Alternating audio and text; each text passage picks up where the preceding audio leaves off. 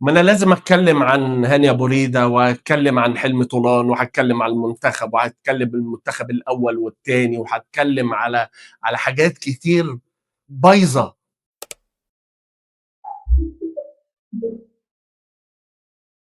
أقسم بالله حرقة دم يا جماعة. مدير فني عندك يعني كان قاعد في الاستوديوهات، حلمي طولان دوّة قاعد عشان خاطر يكسّر في مقاديف المديرين الفنيين، وإن هو يبان إن هو، وفي الآخر تعالَ بقى هاني أبو ريدة لمّا لقاه كده قال لك بس هو ده الأسطورة.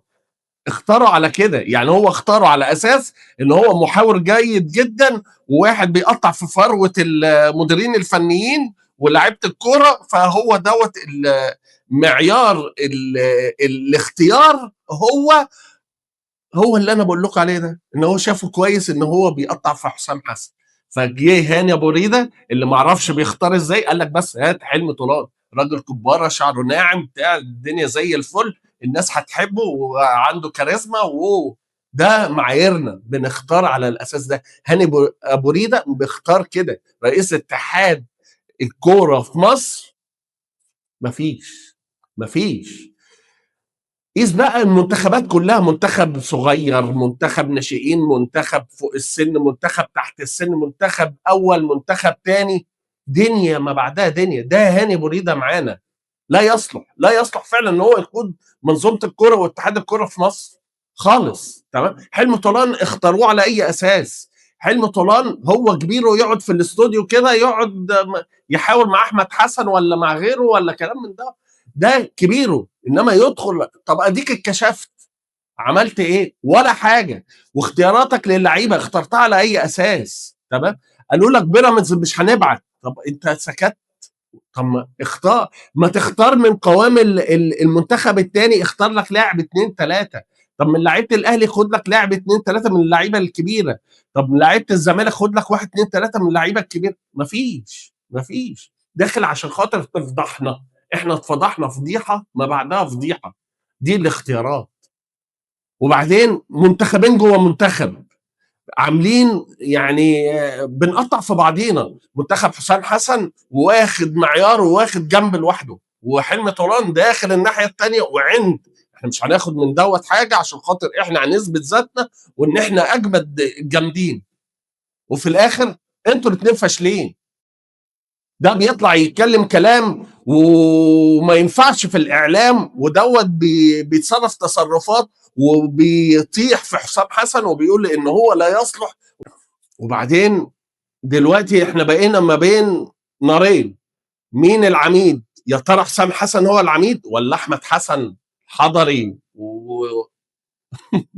احنا بقينا في انقسامات داخل المنظومه، وشويه يميلوا لدوت وشويه يميلوا لدوت. وبعدين انت النهارده تخيل انت كنت بتلاعب مين؟ بتلاعب منتخب اساسا السكواد بتاعه والقيمه التسويقيه بتاعته تمام اقل بكتير من نادي الزمالك مثلا. انت فاهمني؟ يعني منتخب مش مصنف. بس انت عارف المنتخب ده نجح ليه؟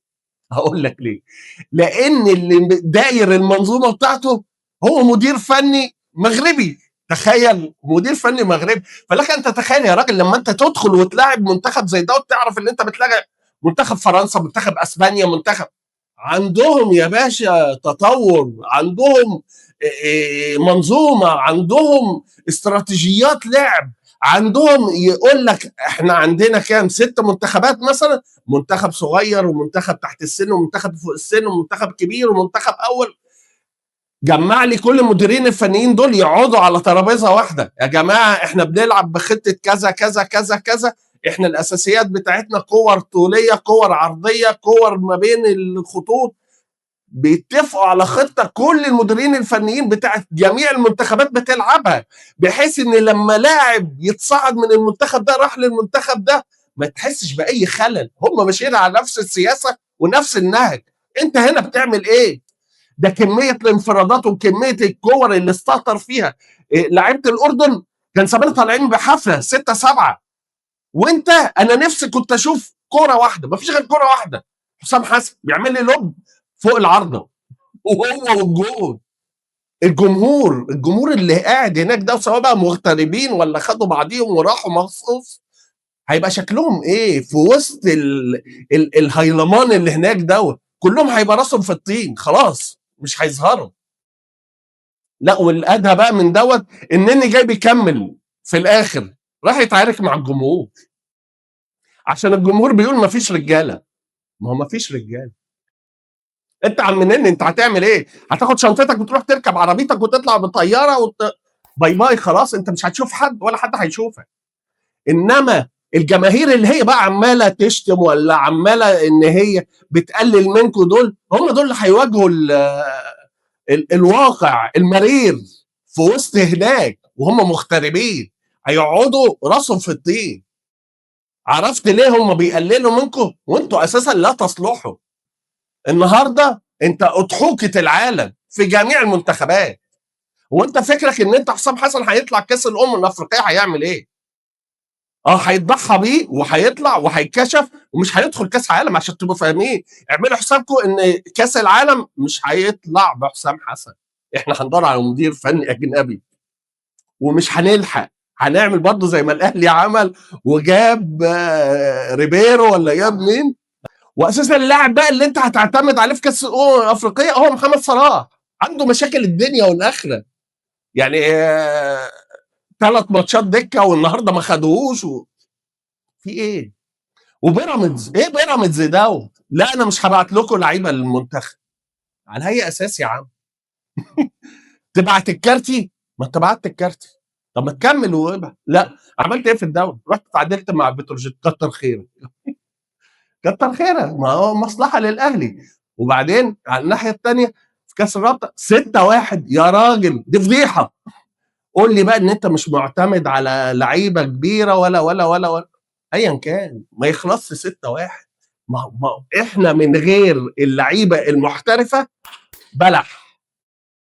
عشان تعرف بس منتخباتك او فرقك الكبيره، الفرق الاساسيه اهلي زمالك بيراميدز الدنيا، هي عباره عن لعيبه محترفه بتيجي بتدي لك منظر. انما لعيبتك لعيبه واسطه ولعيبه بفلوس ولعيبه محسوبيات ولعيبه، وفي الاخر هي دي النتيجه اللي انتوا شفتوه النهارده قدام الاردن. ما انا بقول لكم يعني حسام حسن اختياراته برضو، يعني زي ما اتكلمنا على حلم طولان، ما اختيارات حسام حسن برضو غريب. يعني على الاقل ال3 ماتشات اللي شفناهم في البطوله دي على الاقل يطلع بيهم 3 لعيبه: اكرم توفيق ومروان حمدي وبسام حارس المرمى. انما انا بقى شايف ان هو خلاص اللعيبه بتتمرن والثلاثه دول مش موجودين. ولا يبص يشوف قطه اللي هو يعني الواد بصراحه عامل دور كويس جدا جدا مع بيراميدز. خدوا يا عم دول وشوفوا. انما انت خدت ناس ما لا حول لها ولا قوه. برضو الاختيارات يا جماعه، الاختيارات هي اللي مبوظه الدنيا. بعيد بقى عن كده وكده، الواحد خلاص زهق وما بقاش شايف ان الكوره دي بقت يعني حاجه فيها لذه. هي ما بقاش الكوره دي بقت عباره عن هي دي السبيل لحرقه الدم. احنا دلوقتي بنتفرج على الكوره يتحرق دمنا، ندخل نتغل ننام نعيا نتجلط. ده انتوا ورانا والزمن طويل بجد. زهقتونا في حاجه اسمها كره قدم.